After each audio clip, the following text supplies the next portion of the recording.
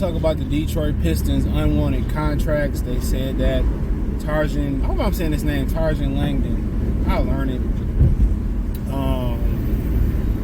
won some unwanted contracts.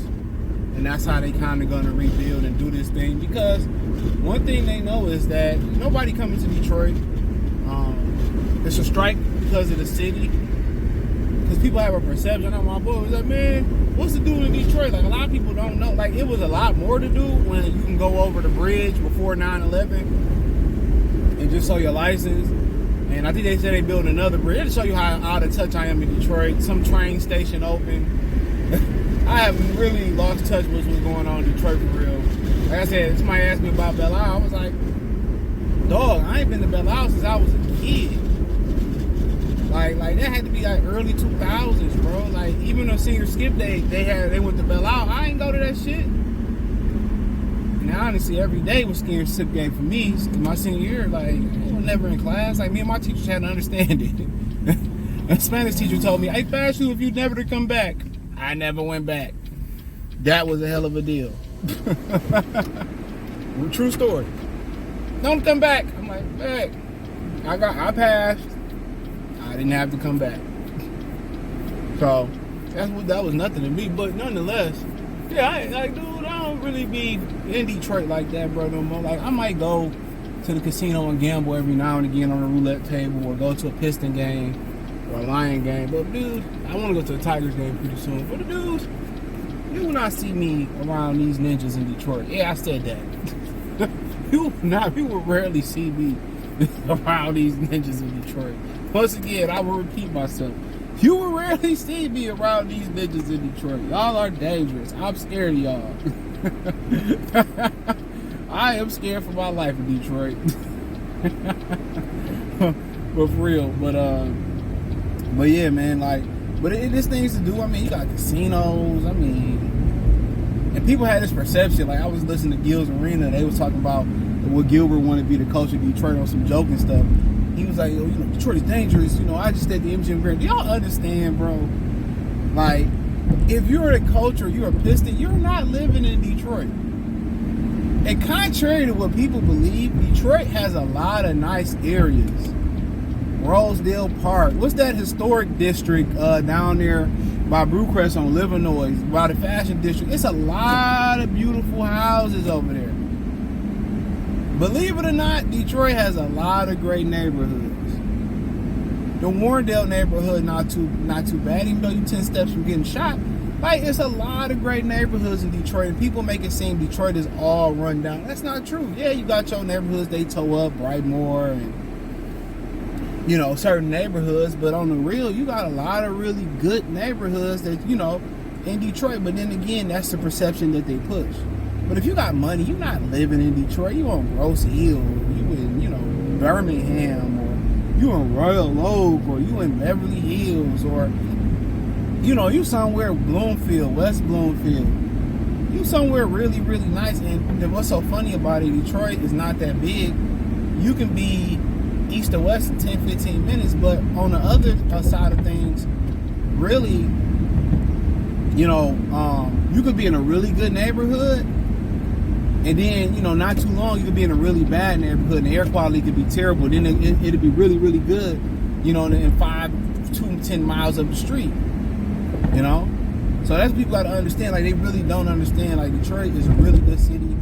Casinos, amenities. You're not far from New York. You're not far from Atlanta. You're not far from Chicago. Downtown. I see they rejuvenating or rebuilding downtown. I mean, when you talk about downtown real low, Birmingham, it's a lot of great things to do, and it's not a lot of ignorant people out there. Nobody. They building hella shit. I stay that way. They building hella shit that way. So when we start talking about, this perception, it's just simply not true about Detroit. Nah, it's bad areas now. But if you in the bad areas, what you doing there with money? What you trying to buy some weed? They got a dispensary. What you trying to buy some blow? You know what I'm saying? Like, this perception is just not what people think it is. And through the years, a lot of players that come here, they love being here. They love playing here. A lot of them plant their roots here.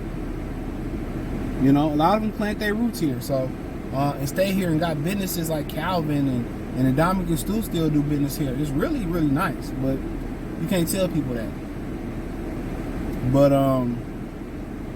But yeah, you know, unwanted contract is how they gonna do it, and like I said before, at least they got a strategy. And Charlotte said we're gonna do the same thing, dump your shit here, because they know these players really infatuated with, you know, obviously getting the most money, but they only really infatuated with being in Atlanta, no, not even Atlanta, being in Miami, New York City, and out there in California, perfectly LA. That's all they want to be in. That's it. No matter if California got all these liberal laws, they're taking all your money and taxes, that's just all they care about.